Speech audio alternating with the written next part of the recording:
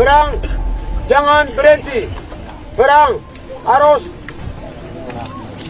sampai intervensi internasional di Papua. Kita tidak main-main dengan kelompok ini. Penegakan hukum itu tentunya kita akan melihat secara baik. Dampak penindakan itu jangan sampai menimbulkan persoalan baru. Kita tidak mau penindakan ini itu membuat luka atau hal-hal baru yang membuat masyarakat di mana tempat kita akan melakukan itu menjadi trauma, takut. Kita betul melakukan penggalangan juga dengan masyarakat supaya masyarakat dia tidak takut, dia bisa memisahkan diri dari kelompok itu sehingga kita pastikan yang kita lakukan. Para TNI Polri melaksanakan penindakan sekaligus penegakan hukum terhadap kelompok kriminal bersenjata yang termonitor mereka lari ke wilayah Polinski.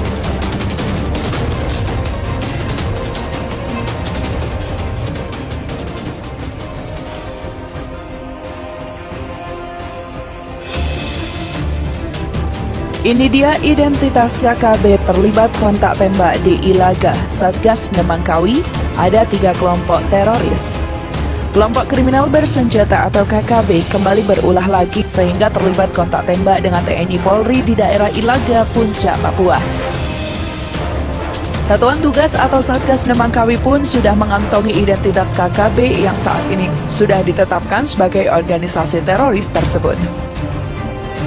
Ada 3 kelompok yang terlibat seperti kelompok teroris atau KKB pimpinan Lekaga Telenggen, kelompok Leri Mayu, dan kelompok Mampuan.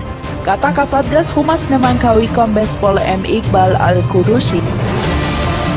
Menurut Iqbal, kontak tembak terjadi lantaran KKB disebut memulai penyerangan terlebih dahulu. Dia bilang KKB Papua sengaja membuat keresahan di tanah Papua. Mereka ini sengaja membuat teror di masyarakat, jelasnya. Lebih lanjut, Iqbal menyampaikan kondisi Papua telah terkendali pasca kontak tembak tersebut. Sebaliknya, masyarakat telah beraktivitas seperti biasa. Pasca kontak tembak, masyarakat kembali beraktivitas dengan aman di bawah perlindungan TNI Polri. Tidak ada pengungsi di Ilaga, yang ada masyarakat mengamankan diri dari serangan KKB. Setelah aman, masyarakat kembali beraktivitas, tutur Iqbal dikutip dari teroris yang terlibat kontak tembak di Ilaga, Tribun News. Seperti diberitakan Kompas TV sebelumnya, KKB wilayah Pegunungan Ilaga, Papua yang kini tengah diburu oleh TNI Polri kembali berulah dan melakukan penembakan ke arah aparat TNI Polri. Kasatgas Humas Nemangkawi Kombes Pol M. Iqbal Al-Kudusi membenarkan peristiwa tersebut.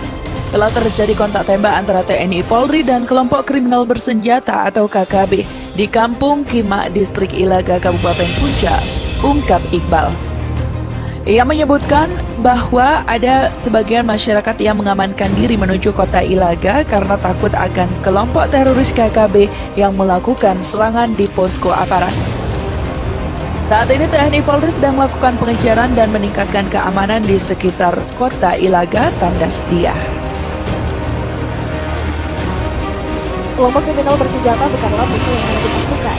Entah bagaimana caranya mereka berhasil memiliki sejumlah senjata yang biasanya digunakan para tentara bertugas.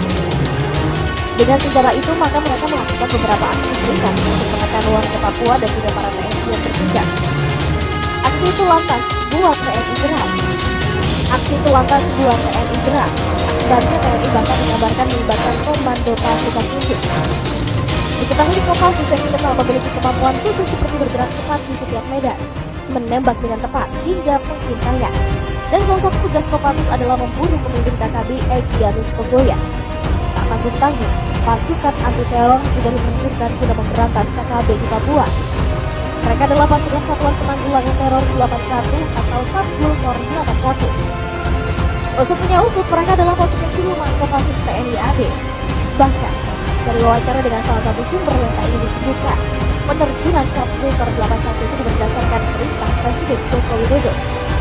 Apa kehebatan Satgul Tor 81? Satgul Tor 81 merupakan satuan elit Kopassus yang dibentuk oleh Luhut Panjaitan dan Prabowo Subianto pada tahun 1981. Tugas utamanya adalah sebagai satuan anti teror Kopassus. Tidak Tidak semua tugas diberikan kepada satu Gultor, melainkan hanya tugas-tugas khusus yang benar-benar sulit. Uniknya disebutkan dalam beberapa tahun terakhir ini istilah Gultor dihilangkan. Ini karena kualifikasi yang dimiliki lebih dari penanggulangan teror. Sehingga kini mereka dikenal pula dengan sebutan 181. Sama seperti Kopassus, prajurit-prajurit Gultor 81 merupakan prajurit terbaik dari seluruh prajurit TNI. Markas mereka di Cijantung, Jakarta Timur, namun tidak seperti pasukan TNI lainnya, Gultor 81 sangat dirahasiakan. Mulai dari jumlah personilnya hingga apa saja senjata yang mereka gunakan. Tujuan dari kerahasiaan ini karena Gultor 81 memang sering terlibat dalam sebuah operasi rahasia militer.